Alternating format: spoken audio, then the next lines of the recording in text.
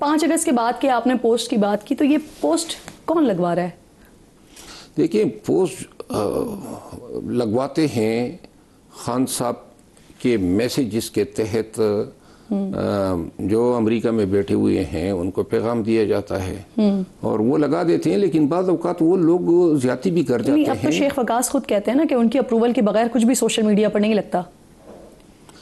میرا خیال نہیں ہے کہ شیخ وقاص جو ہیں وہ سوشل میڈیا کو کنٹرول کرتے ہیں۔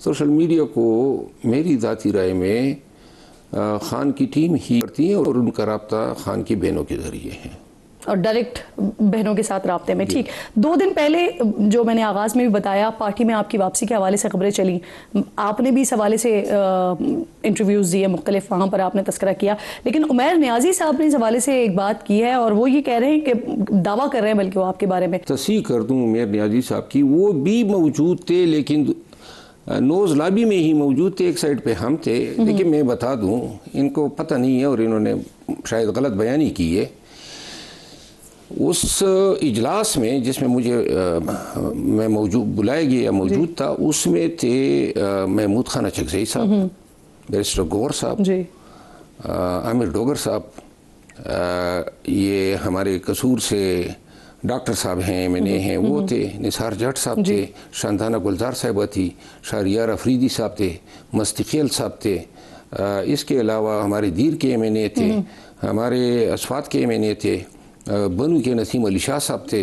تقریباً اس وقت جب یہ اجلاس ہو رہا تھا، اور یہ اسد قیصر صاحب تھے اور بہت سارے تھے میرے تھے، تو بہت لوگ، تو وہاں پہ تو انہوں نے ہاتھ کھڑے کر دیے، ان کو علم ہی نہیں ہے، ان لوگوں نے ہاتھ کھڑے کیے، انہوں نے کہا جی ہم یہ ریزولوشن، دیکھیں میں نے تو نہیں کہا تھا نا کہ یہ ریزولوشن پیش کریں یا پاس کریں یا مجھے سنیں یا میں نے کوئی منت ترلے کرنے ہیں۔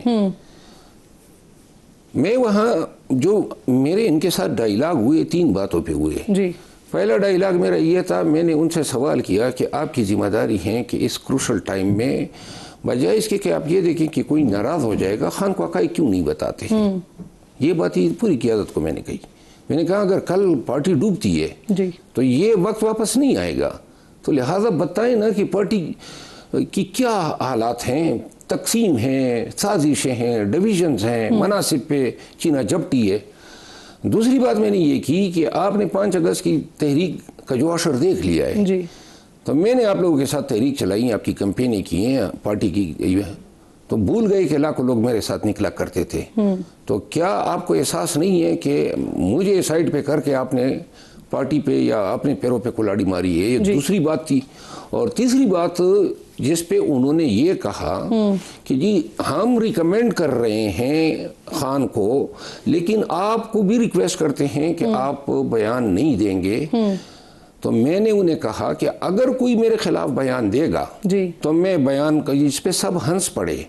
میں نے کہا جواب میں دوں گا، اور یہ میری بیماری ہے، اور میں سب کو آج تک کہتا آیا ہوں کہ خدا را خان کے علاوہ کوئی اور میرا لیڈر نہ بنے، لیکن سمجھ ہی نہیں آتی ہیں، کبھی ایک شروع ہو جاتا ہے کبھی دوسرا۔ آپ کو لگتا ہے خان صاحب آپ کو پارٹی میں واپس شامل کریں گے؟ دیکھیے میں اپنا ایک اخلاقی فریضہ سر انجام دے رہا ہوں۔ پٹیائی میں آج جس دن میں وہاں کچھ ایونیز نے مجھے ویسی مذاق میں کہا، کہتے ہیں کتنے خوش نصیب ہو کہ آپ نکالے جا چکے ہیں، ہم بھی آپ کی طرح کاش ہوتے۔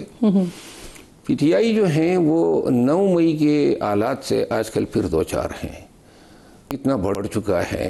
یہ تحریکی جو یہ باتیں کر رہے ہیں نا، عنقریب آپ دیکھیں گے کہ یہ تحریک کی کال دینے والا بھی کوئی نہیں ہوگا۔ رکن اسمبلی ڈرے ہوئے ہیں، سب ڈرے ہوئے ہیں۔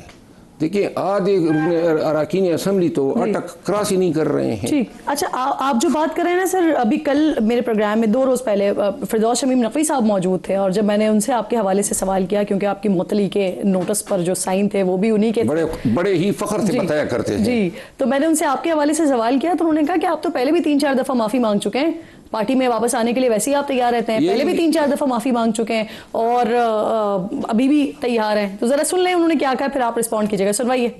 The graveyard is full of indispensable people. جو آدمی یہ سمجھتا ہے اس کو ضرورت نہیں ہے ایک بڑی چیز کی، اور چھوٹا ہوتے ہوئے بھی بڑی چیز جو ہے وہ اس کے لیے خواہش رکھتی ہے، وہ ایک کوئی مثبت سوچ نہیں رکھتا، کوئی دانشمند سوچ نہیں ہے، نہ تکبر اللہ میاں کو بھی پسند نہیں ہے۔ شیر افضل مروت صاحب جو سوچنا چاہے سوچ لے۔ سر یہ شمیم نقوی صاحب بیسیکلی 40 سال سے قبضے چہلگان کا شکار ہیں۔ میں آپ کو عرض کروں، میں کراچی گیا تھا، یہ کسی ایک جلسے میں جرت تو اس نے کی نہیں کہ آ جاتا، اب یہ لیڈر بن گیا ہے۔ دوسری بات یہ ہے، اللہ تعالیٰ کو حاضر ناظر جان کے کہتا ہوں، اگر میں کوئی غلطی کروں تو معافی مانگنے میں مجھے کوئی عار نہیں ہے، لیکن نکالے جانے پہ میں نے کبھی معافی نہیں مانگی، یہ جھوٹ بول رہا ہے۔ اور البتہ خان صاحب نے جب دوسری دفعہ نکالنے کے بعد مجھے بلایا تو خان نے یہ کہا کہ آپ کے ساتھ میں نے زیادتی کی ہیں، یہ لوگ آپ کو ڈمپ کرنا چاہتے ہیں۔ دیکھیں ایک چیز آپ اس سے اندازہ لگا لیں، مجھے، اور اعلان کہہ رہا ہوں نا، مجھے پارٹی کی کوئی ضرورت نہیں ہے، نہ مجھے ان سے کوئی خیر کی توقع ہے۔ 1 سال سے مجھے گالیاں دے رہے ہیں۔ خان کی پارٹی کی وجہ سے مجھے پاکستان کی سیاست میں لوگوں نے جانا، میں یہ اقرار کرتا ہوں، اور میں اس شخص کو، اس بے گناہ شخص کو اس کڑے وقت میں نہیں چھوڑنا چاہتا ہوں۔ 3 دفعہ انہوں نے دھتکارا ہے، گالم گلوچ کر رہے ہیں۔ ہاں ایک مقام شاید ایسا آ جائے کہ میں خود پھر کہہ دوں گا کہ بس خدا حافظ، لیکن میں اپنی ڈیوٹی سر انجام دے رہا ہوں۔ میں چاہتا ہوں، یعنی ابھی آپ کوشش کر رہے ہیں کہ آپ پارٹی میں شامل ہو جائیں؟ نہیں، میں یہ نہیں، 2 میرے شرائط ہیں جی، میں 4تھی دفعہ نکالے جانے کے لیے نہیں جانا چاہتا ہوں۔ میری 2 شرائط ہیں، دیکھیں ان کو پتہ ہے ان کے پاس تحریک چلانے والا کوئی نہیں ہے، ان کے پاس کراؤڈ کو نکالنے والا آپ کی 2 کیا شرائط ہیں؟ نمبر 1 یہ ہیں کہ جو میرے ساتھ انہوں نے رویے روا رکھے ہیں، 3 دفعہ نکالا جانا، اس پہ پارٹی تعصب کا اظہار کریں۔